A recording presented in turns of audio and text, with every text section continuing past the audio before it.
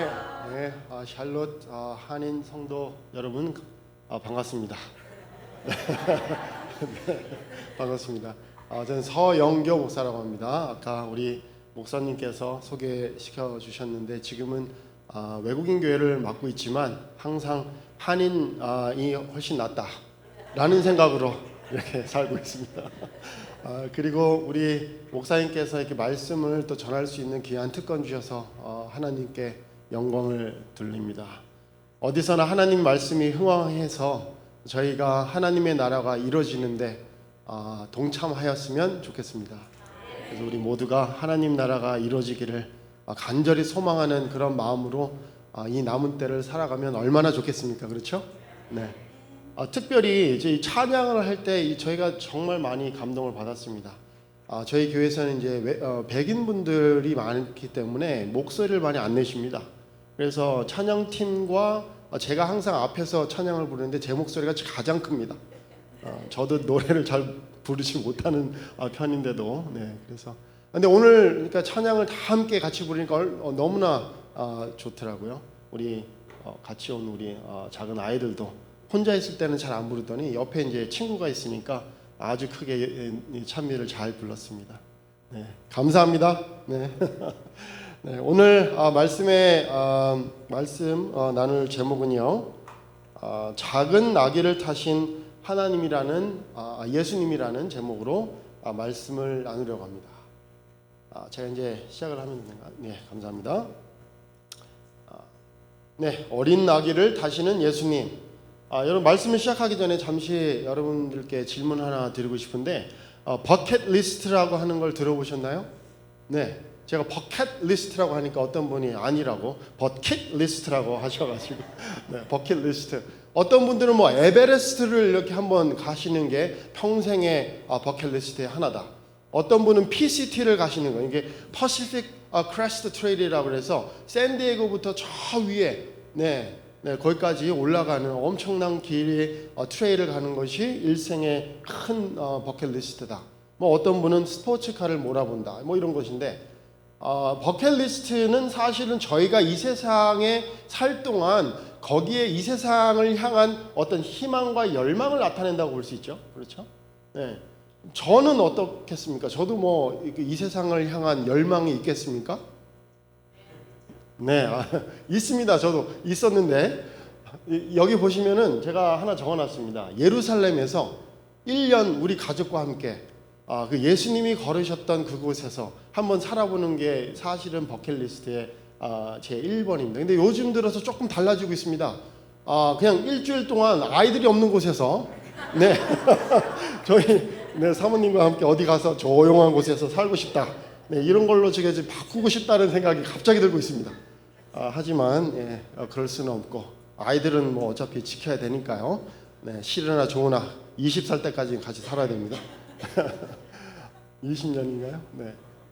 그래서 이런 이 세상을 향한 희망과 열망이 저희가 있습니다. 그렇죠? 네.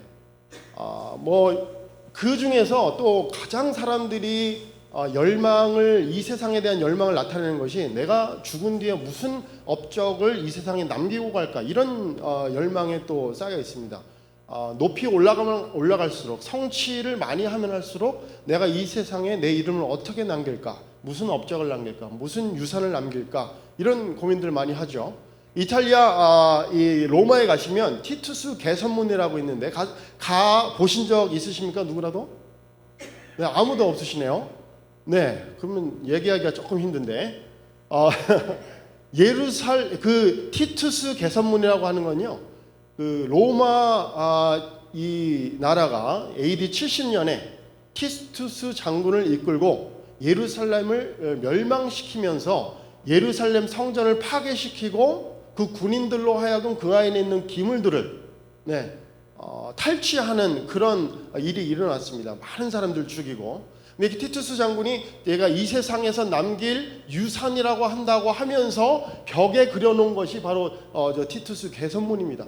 보시면은 그 예루살렘 성전 안에 있는 뭐 이 촛대, 뭐 떡상 이런 것들을 다 들고 간다는 것을 아주 자랑스럽게 이렇게 그려놨습니다. 이것이 내가 이 세상을 살고 가면서 남길 최고의 유산이다. 얼마나 좀 아이러니합니까? 그렇죠? 저희들에게는 그 하나님의 촛대, 이 떡상 이런 것들이 얼마나 예수님의 이 모습들을 나타내는 것입니까? 근데 이들은 그걸 빼서 탈취하면서 아주 성취감을 느끼고 그렇습니다. 여러분, 이 세상을 살아가면서 저희가 그런 경험들 좀 하시나요?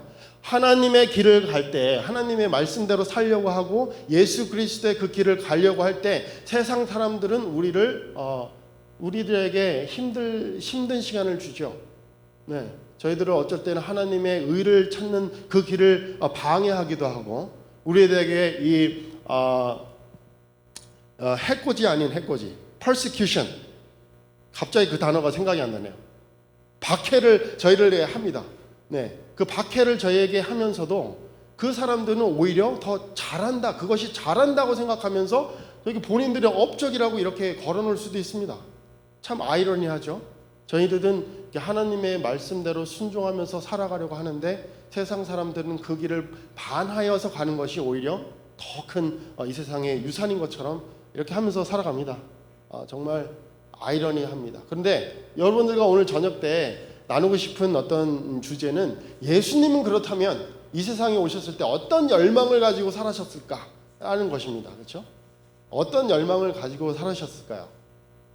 뭐 여러 가지 대답이 있을 수 있겠지만 저는 요한복음 4장 31절 32절에 이런 말씀이 있습니다. 제자들이 이제 이 사마리아 여인과 이 대화를 하는 예수님을 발견하고, 원래는 점심 식사를 구하기 위해서 제자들은 먼저 들어갔다 나왔죠, 시내에. 그러면서 제자들이 청하여, 자, 이 음식을 가지고 왔습니다.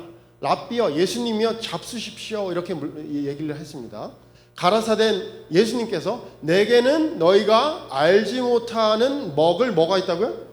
양식이 있다고 했습니다. 그러니까 여러분 잘 보십시오. 인간은 이 세상의 거에 의해서 살아갑니다. 이 음식도 먹어야 되고 뭐도 있어야 되고 뭐도 있어야 되고 이 세상의 프레임에 갇혀서 저희가 살아가게 됩니다. 그것을 원하고 그것을 열망하고 살아갑니다. 근데 예수님은 배고프신데, 시장하신데 이 제자들 음식을 갖다 드렸음에도 불구하고 뭐라 그래요? 내게는 너희들이 알지 못하는 먹을 양식이 있다.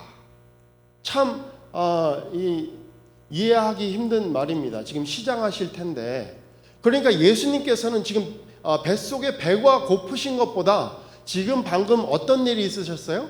사마리아 여인과 그 복음의 진수를 나눴던, 그 음식을 서로 나눠 먹었던 그 경험이 이 인간의 입속으로 들어가는 음식보다 훨씬 더 중요한 것이다 라는 것입니다. 그러니까 예수님께서 이 세상에 사시는 그 열망이 우리 인간이 가지고 있는 열망과 너무나 다르다라는 것입니다. 그러면 예수님께서는 어떠한 열망을 가지고 쫓아가실까요? 이렇게 말씀하실 때는 그 이유가 있으실 거 아닙니까? 그렇죠? 내게는 하늘의 음식이 있다, 이렇게 말씀을 하시려면 구체적인 어떤 방향이 있어야 됩니다. 뭐 때문에 이렇게 하셨을까? 저는 이렇게 꼽아봅니다. 예수님께서 이 세상에 오셔서 살아가셨던 열망을 가지고 살아가셨는데, 그 열망은 바로 뭐예요? 다들 보시다시피 어린 양으로 살아가시려는 열망이지 않았나 생각해 봅니다. 네. 예수님께서 이 세상에 오셔서 살아가셨는데 어떠한 열망으로요? 어린 양으로서 살아가시려는 열망으로 가득 차셨다 이겁니다. 뭐 세상의 부귀 영화도 아니고 어떤 성공도 아니고 어린 양으로서 살아가시려는 열망이었다. 마가복음 10장 45절에 이런 말씀이 있습니다. 인자에 온 것은 섬김을 받으려 함이 아니라 도리어 섬기려 하고 자기 목숨을 사람의 대속물로 어떻게 하려고요? 주려 하시면. 그러니까 이 이야기가 무슨 이야기입니까? 어린 양으로서 자기 자신을 대속물로 드린다라는 이야기입니다. 그 목적을 가지고 이 세상을 살아가셨다 이 말이죠. 그렇죠? 네. 이 땅에서의 예수님의 열망은 바로 낮은 곳으로 가시는 것이었습니다. 어린 양으로서 낮은 곳으로, 더 낮은 곳으로 어디까지요? 십자가의 죽으심까지 낮아지는 것입니다. 그것이 바로 예수님께서 이 세상에 살아가시려는 열망이었습니다. 자, 오늘 본문으로 가겠습니다. 오늘 본문의 말씀은 마태복음 21장에 있는 말씀을 제가 가지고 왔는데, 마태복음 21장 1절에서 5절입니다. 저희가 예루살렘에 가까이 와서 감람산 어디에 이르셨다고요? 네, 벳박에. 이름이 어려운데 잘 기억하시길 바랍니다. 벳박에에 이르렀을 때에 예수께서 두 제자를 보내시며 이르시되 너희 맞은편 마을 가라. 곧 메인 낙이와 뭐가 함께 있는 것을 보리니 네, 낙이 새끼 풀어서 내게로 끌고 오너라. 만일 누가 무슨 말을 하거든 주가 쓰시겠다 하라. 그리하면 즉시 보내리라. 더요, 이는 선지자로 스가랴서 9장 9절에 나오는 말씀인데 스가랴 선지자로 하신 말씀을 이루려 하심이라. 일렀으되 시온 땅에서 딸에게 이르기를 내 왕이 내게 임하다니 그는 겸손하여 낙이 곧 멍에 매는 짐승의 새끼를 탔도다 하라 하였느니라. 이런 말씀이 있습니다. 여러분 많이 읽어보셨죠? 이 말씀? 네.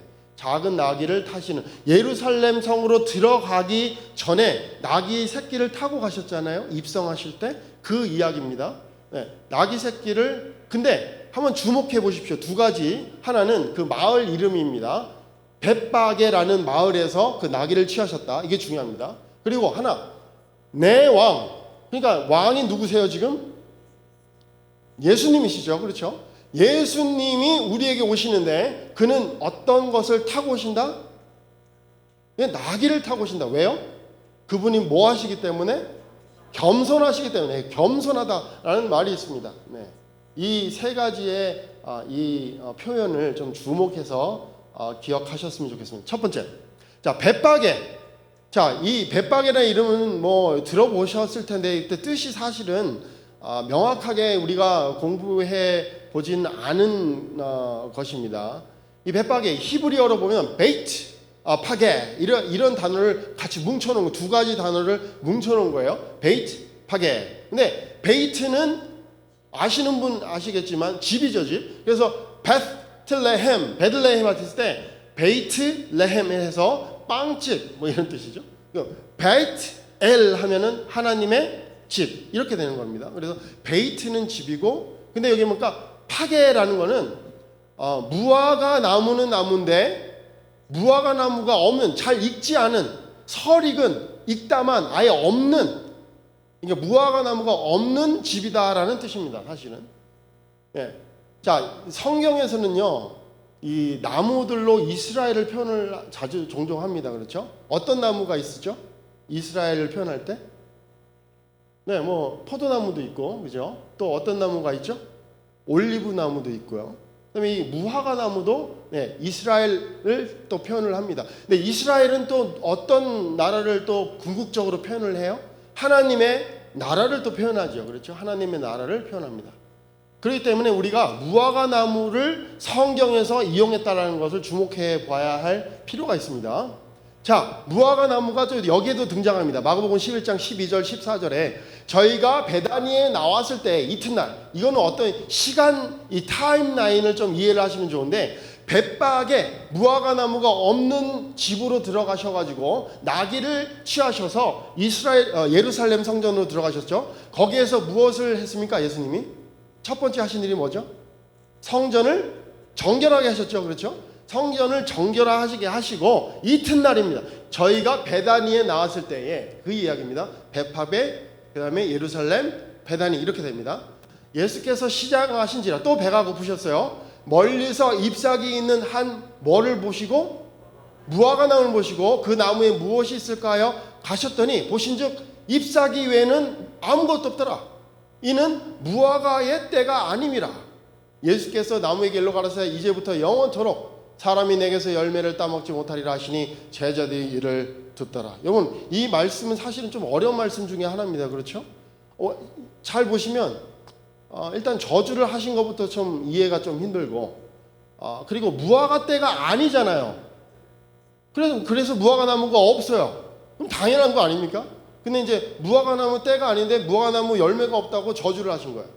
이거 이해하기가 조금 힘들죠. 그러니까 성경이 여기에서 지금 이 세 가지의 이야기를 굉장히 의도적으로 배치를 해서 우리가 좀 하나님의 나라를 더 깊이 이해하자라는 그런 의도가 숨겨져 있다는 걸 제가 알 수가 있습니다. 이게 괜히 이런 말씀을 주신 것이 아니죠. 하나님께서는 하나하나마다 거기에 굉장한 영적인 의미가 있다라는 것입니다. 자, 무화과 나무가 있는데 아무런 열매가 없어요. 그때는 맞는데 좀 이상하죠? 네, 이상합니다. 자, 벳단이라는 이름도 한번 살펴볼 필요가 있어요. 베이트, 아니야 라는 뜻인데 이거는 바로 무화과 집이라는 뜻입니다. 반대로. 자, 벳팍에는 무화과 나무가 없는 집이죠. 근데 벳단이는 뭐예요? 무화과 나무 집이에요. 그렇죠? 그러니까 벳팍에 무화과 나무가 없는 집에서 나귀를 취하셔서 예루살렘으로 들어가서 성전을 정결하게 하시고 벳단위로 가셨습니다. 그곳은 원래는 사실은 이름으로 따지면 무화과 나무가 풍성해야 되는 곳이 맞죠. 하지만 지금 뭔가 이상하게 무화과 나무가 없는 곳입니다. 지금 그렇죠? 벳팍에 예루살렘 성전, 그다음에 벳단위. 자, 이 시간 관계를 잘 분석을 하시면 이런 것이 나옵니다. 벳팍에 가셔서 어린 나귀를 취하신 다음에 예루살렘으로 가셔서 성전을 정결하게 하신 후에 벳다니로 가셨다라는 것입니다. 자, 이것을 영적으로 저희가 이해해 보겠습니다. 자, 무화과 나무 열매가 없다는 것은 아까 말씀드렸듯이 무화과 나무는 이스라엘 하나님의 나라를 상징하죠.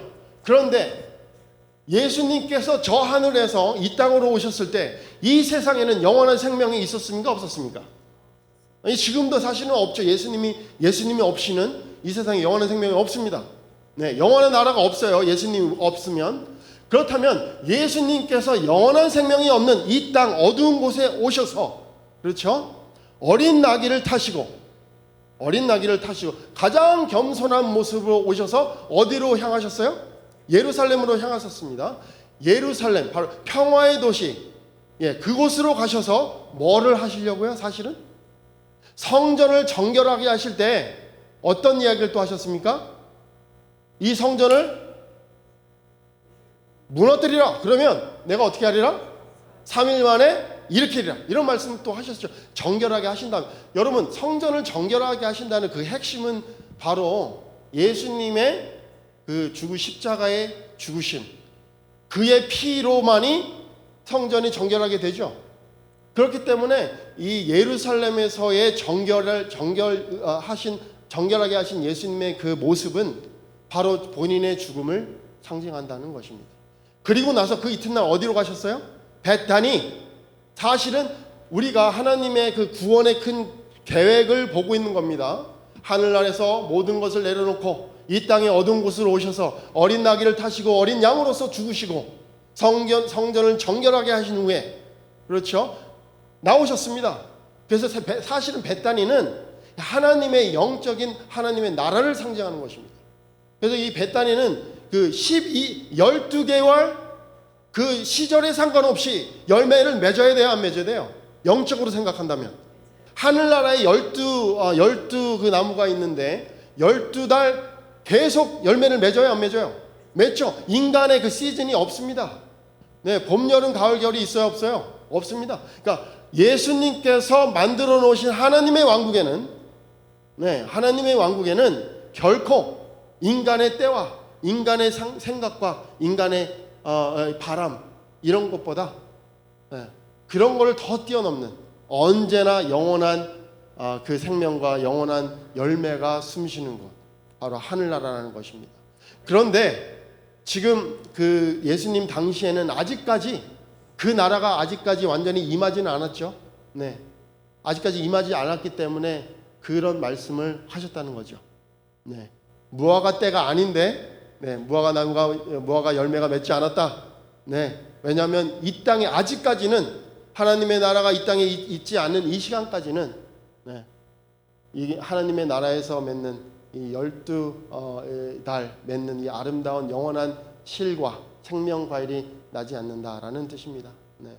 자, 여기 보시면 구원의 계획을 이렇게 시간표를 쭉 이제 보실 것입니다. 세상에 열망을 둔 사람들이 탄 말들은 어떻습니까? 저런 말들을 타기를 원하면 나폴레옹 아니면 알렉산더 같이 하나님의 나라에 열망을 두지 않은 세상 사람들, 저희도 포함될 수 있습니다. 저거를 바라고 있습니다. 그런데 예수님의 모습은 어때요? 지금 여기 보시면 당나귀를, 아주 어린 나귀를 타고, 여러분 당나귀, 어린 나귀, 당나귀도 아니고 어린 나귀 새끼입니다. 어린 나귀 새끼가 정말 작습니다. 그렇죠? 네, 성인 33살, 뭐 30살 이상 되시는 건장한 청년이 이 작은 나귀를 탄다는 건 사실은 우스꽝스러운 모습일 수도 있어요, 사실은. 근데 이 모습과 여러분 이 모습을 한번 비교해 보십시오.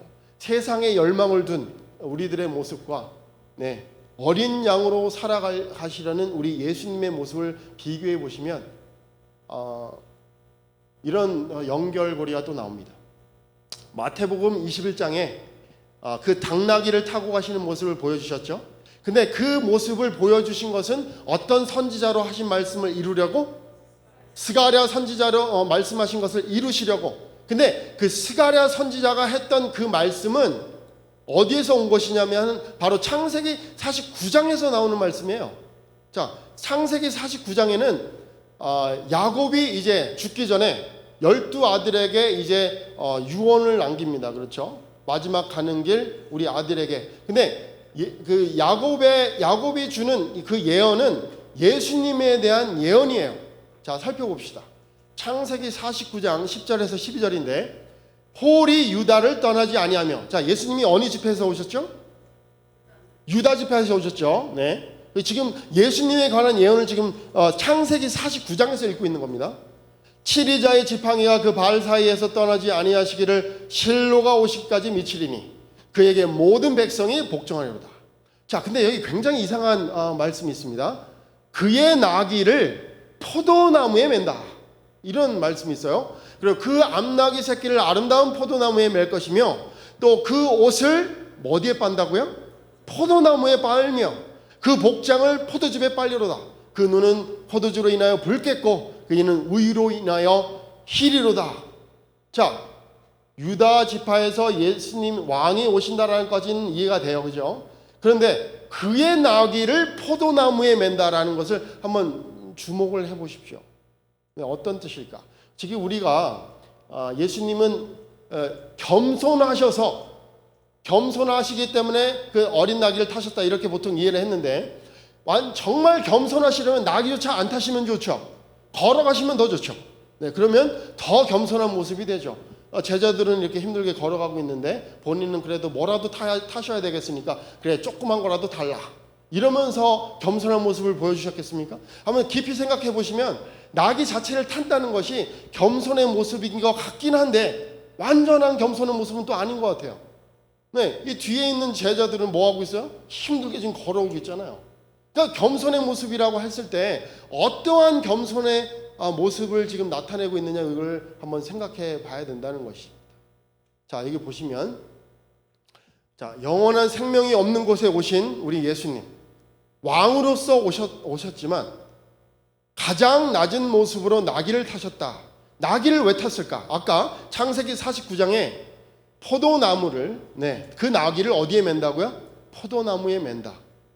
그리고 거기에서 예루살렘으로 들어가셔서 거기에서 이제 돌아가셨죠.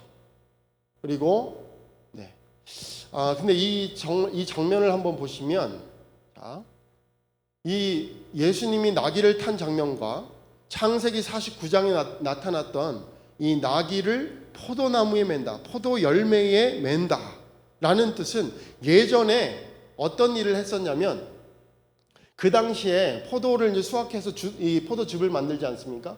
그러면 거기에다가 포도즙을 이렇게 안에다 가죽 푸대에다 넣잖아요. 근데 예전에 한번 생각해 보십시오. 창세기가 쓰여졌던 한 3,500년 전에 그 푸대가 얼마나 완벽해가지고 사실은 완벽하게 이렇게 보관이 되지 않았겠죠. 그래서 조금은 그 입구에서 올라가면서 포도즙이 조금씩 나오면서 포도즙이 당나귀의 허리를 타고 내리고 또 다리를 타고 내려서 어디를 적시겠어요? 사실은 그 가는 길을 적시겠죠.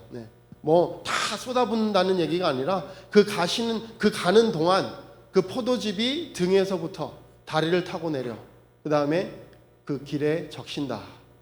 자, 이런 생각까지 하니까 어떤 분이 떠올라요? 당연히 예수님이 떠오릅니다.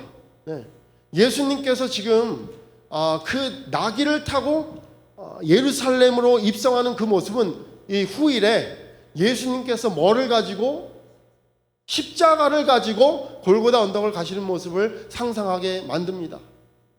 그래서 예수님께서 실제로 이 십자가를 지시고 이렇게 걸어가실 때 그의 이마에서 또 그 채찍받는 그 등에서 뭐가 흘러내리고 있었어요? 네, 피가 흘러내립니다. 그의 이마를 타고 허리를 타고 다리를 타고 땅으로 적십니다. 여러분, 이제 놀라운 그 그림에서 한번 보시면 이제 예수님께서 예루살렘으로 입성하시는데 이 사람들이 다 모여서, 자, 다윗의 자손으로 오신 우리 왕이요 하면서 영접을 하잖아요. 많은 사람들이 지금 어떤 것을 했다고 적고 있습니까? 지금 보시면은 이 나무를 흔들기도 하지만 자기의 멋을 벗어서, 겉옷을 벗어서 그 길에 깐다고 했습니다. 예전에는 그 유대인들이 입는 그 겉옷은 하나님의 법을 상징한다고 합니다. 그러니까 이 하나님의 법을 상징하는 나의 겉옷, 이것을 벗어서 예수 그리스도가 가시는 그 길에 깔아놓는다, 이 말입니다. 그러면 그 당나귀가 그 길을 걸어가면서 예수 그리스도의 그 피가 흘러내리면서 그 옷을 적시겠죠. 그렇죠? 그러면 거기에서 보혈의 공로로 거기에 있는 그 사람들의 구원이 이루어진다 이겁니다. 그 사람들의 법을 스스로 지킬 수 없는 우리 죄인들의 안타까운 모습을 보시면서 나의 피로 너의 의를 주겠다라면서 예수 그리스도께서 당나귀를 타고 하시면서 그 모습을 보여주신 것입니다. 자, 십자가에서 예수님께서 그 십자가를 들고 가시는 그 모습을 보셨을 때 우리 당나귀를 타고 가시는 우리 예수님, 영광스러운 모습은 아닙니다. 사실은 영광스러운 모습은 아니에요. 하지만 이 십자가의 길을 가시는 예수님을 우리가 보고 있는 것입니다. 자, 세상의 열망과는 다른 예수님이 가지셨던 이 열망, 바로 낮은 곳으로 더 낮은 곳으로. 그래서 그가 타고 가는 그 나귀를 타고 가는 그 길에 그의 보혈이 떨어지면서 그 보혈이 지나가는 곳마다 뭐가 시작된다고요? 새로운 생명이 시작된다는 말씀입니다. 여러분, 저희는 이제 얼마 남지 않은 이 세상의 삶을 살아가고 있습니다. 제가 이곳에 언제 올지 모르기 때문에 그냥 마지막 하고 싶은 말을 하면서 마치겠습니다. 네, 하나님께서는 얼마 남지 않은 이 시간 저희가 좀 더 예수께로 가시기를 원하시죠. 네, 예수님께로 가기를 원하는데 저희가 가장 가야 될 예수님의 모습은 어느 모습입니까? 예, 십자가로 가시는 그 예수님께로 우리가 집중해서 가야 됩니다. 성경 우리가 읽을 때 예수님께서 고통당하시고 십자가에서 돌아가시고 그리고 피를 흘리시는 그 보혈의 그 모습, 그 모습이 구약 전체에 나타나는 모습이죠. 그렇죠? 우리가 성경을 읽을 때 그런 예수님을 찾으려고 노력을 해야 됩니다. 그런 예수님을 찾고 찾으면 우리의 겉옷을 벗어서 예수님이 정확하게 어디를 가시는지 알기 때문에 그 길에 우리의 옷을 어떻게 할 수 있다고요? 벗어놓을 수 있답니다. 벗어놓으면 예수님께서 그의 보혈로 우리를 정결하게 하시고 우리가 십자가에서 이루어 놓으신 그 구원의 약속을 나의 것으로. 자, 아까 창세기 49장에 그 옷을 포도주에 빨며라는 뜻이, 그 예언이 여러분과 저의 생활 속에서 이루어지기를 간절히 바랍니다. 하나님께서 이런 축복을 우리 샬롯 재림 성도님들에게 주시고 우리 자녀들에게 주시고 또 손자 손녀들에게 주시기를 우리 사랑하는 하나님의 이름으로 또 예수 그리스도의 이름으로 축원하면서 오늘 말씀을 마치도록 하겠습니다.